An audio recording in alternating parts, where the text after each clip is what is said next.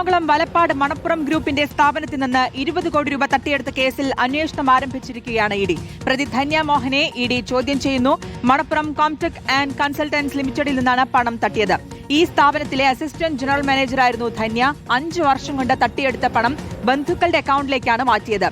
ധന്യ കുഴൽപ്പണം ഇടപാടുകൾ നടത്തിയെന്നും പണം റമ്മി ഓൺലൈൻ ഗെയിമിംഗിനായി ഉപയോഗിച്ചുവെന്നുമാണ് കണ്ടെത്തൽ.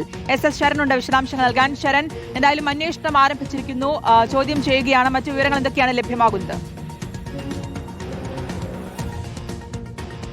ശ്രുതി, ഈ സ്ഥാപനത്തിലെ അസിസ്റ്റന്റ് ജനറൽ മാനേജറായിരുന്നു ധന്യ മോഹൻ. അതായത് ഈ തട്ടിപ്പിന്റെ വിവരങ്ങൾ തുടക്കത്തിൽ പുറത്തു വന്നിരുന്നത് 2024 അങ്ങനെ വന്നിരുന്ന വിവരം എന്ന് പറയുന്നത് 80 ലക്ഷം രൂപ വ്യാജ വായ്പകളിലൂടെ 80 ലക്ഷം രൂപ തട്ടിയെടുത്തു എന്നുള്ളതായിരുന്നു. അതിൽ വലപ്പാട് പോലീസ്, തൃശ്ശൂർ വലപ്പാട് പോലീസ് കേസെടുത്ത് അന്വേഷണം നടക്കുന്നതിനിടയിൽ ധന്യ മോഹൻ കൊല്ലത്തെ ഒരു പോലീസ് സ്റ്റേഷനിൽ കീഴടങ്ങുകയും ചെയ്തിരുന്നു. അതിന്റെ തുടർച്ചയായി നടത്തിയ അന്വേഷണത്തിലാണ് ഈ 80 ലക്ഷമല്ല മറിച്ച് 5 വർഷം കൊണ്ട് 20 കോടി രൂപയാണ് തട്ടിയെടുത്തെന്നുള്ളത് കണ്ടെത്തുന്നത്.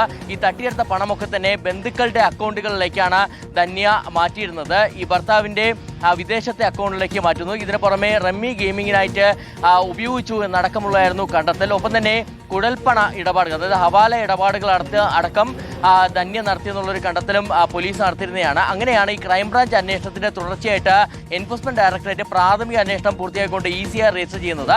ECR രജിസ്റ്റർ ചെയ്യുന്നതിന് പിന്നാലെയാണ് ഇപ്പോൾ ധന്യ മോഹനെ വിശദമായി ചോദ്യം ചെയ്യുന്നത്. ഇന്ന് രാവിലെ 11 മണിയോട് കൂടിയാണ് ധന്യ മോഹൻ EDയുടെ കൊച്ചി ഓഫീസിൽ ഹാജരായിരിക്കുന്നത്.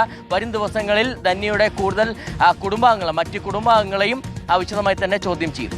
വലപ്പാട് മണപ്പുറം ഗ്രൂപ്പിന്റെ സ്ഥാപനത്തിൽ നിന്ന് 20 കോടി രൂപ തട്ടിയെടുത്ത കേസിലാണ് അന്വേഷണം ഇഡി ആരംഭിച്ചിരിക്കുന്നത്. SS ശരണാണ് വിശദാംശങ്ങൾ നൽകിയത്.